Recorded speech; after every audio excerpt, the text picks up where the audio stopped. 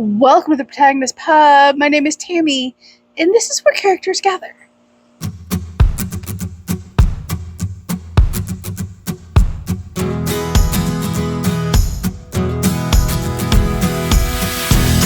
It is time for the August Book Club choice. I'm going to read you the 4 choices for the poll, and I will, as always, announce the winner at the end. So, without further ado, first up would be The Summer House by Laura K. Denton, and I will read you the blurb. Sometimes it takes losing everything to find yourself again. Lily Bishop wakes up one morning to find a goodbye note and divorce papers from her husband on the kitchen counter. Having moved to Alabama for his job only weeks before, Lily is devastated, but a flyer at the grocery store for a hairstylist position in a local retirement community provides a refuge while she contemplates her next steps. Rose Kerrigan built a small retirement village of Safe Harbor years ago, just before her husband ran off with his assistant. Now she runs a tight ship, making sure the residents follow her strict rules. Rose keeps everyone at arm's length, including her own family. But when Lily shows up, asking for a job and a place to live, Rose's cold exterior begins to thaw. Lily and Rose form an unlikely friendship, and soon Lily's salon becomes the place where residents share town gossip, as well as a few secrets. Lily soon finds herself drawn to Rose's nephew, Rollins, a single dad and a shrimper who's had some practice at starting over. And one of the residents may be carrying a torch for Rose as well. Neither Lily nor Rose is where she expected to be, but the summer makes both of them wonder if there's more to life and love than what they've experienced so far. I think this sounds absolutely fabulous and engaging, which is, what you always want.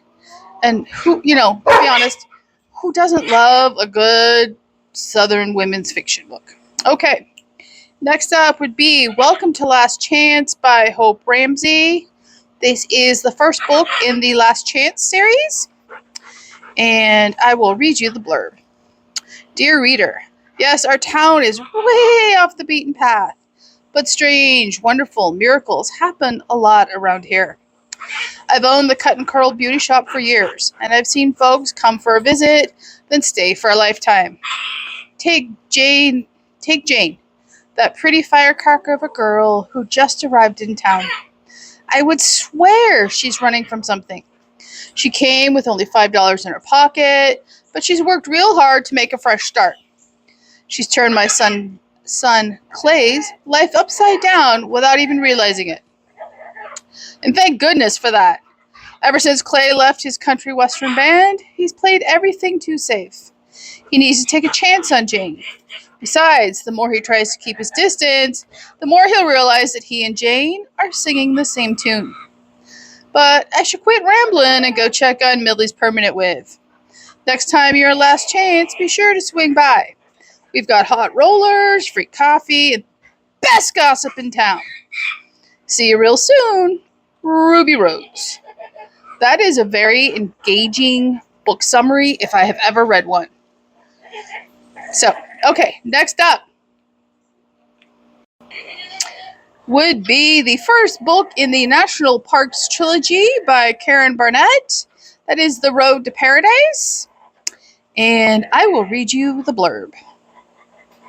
An ideal sanctuary and a dream come true. That's what Margaret Lane feels as she takes in God's gorgeous handiwork in Mount Rainier National Park. It's 1927, and the National Park Service is in its youth when Margie, an avid naturalist, lands a coveted position alongside the park rangers living and working in the unrivaled splendor of Mount Rainier's long shadow. But Chief Ranger Ford Braden is still haunted by his father's death on the mountain, and the ranger takes his work managing the park and its crowds of visitors seriously. The job of watching over an idealistic senator's daughter with few practical survival skills seems a waste of resources. When Margie's former fiancé sets his mind on developing the Paradise Inn and its surroundings into a tourist playground, The plans might put more than the park's pristine beauty in danger. What will Margie and Ford sacrifice to preserve the splendor and simplicity of the wilderness they both love?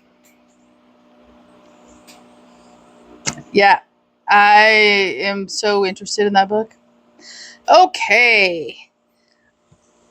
Last choice for August was the first book in the Travel PI Mystery Series, and that is Knifed in Nice by Zara Keene. And there are currently 5 books in this series.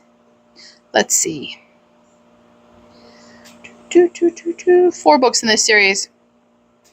I like the fact that they are spread all over Europe right now. Yep, all over Europe right now. Okay, so back to this one. I will read you the blurb.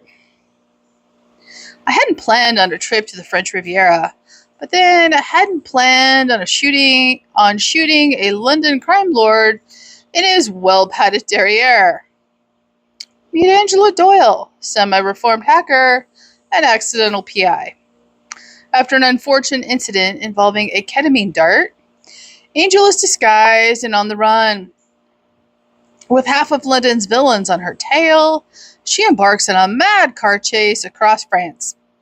With an unwanted sidekick slowing her down, a kidnapped cat to rescue, and the dead bodies stacking up, Angel is in a race against time to reach Nice, find the killer, and clear her name. I just think it sounds delightful. Pickles, nobody wants to hear that you want to go to Nice because you wouldn't survive. Just deal with it, baby. So, those were the 4 choices. And the winning choice is The Road to Paradise by Karen Barnett. I cannot say I'm very sad about that, to be honest. As you know, I just bought the entire trilogy, and I'm very much looking forward to it. And I think it sounds delightful. I have been to Mount Rainier National Park. I am looking forward to this one immensely.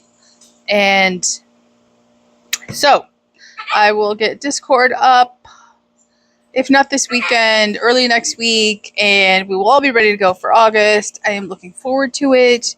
Please join us if you haven't yet. And who would have thought that summer is almost over? It's amazing. So that is the August Book Club choice.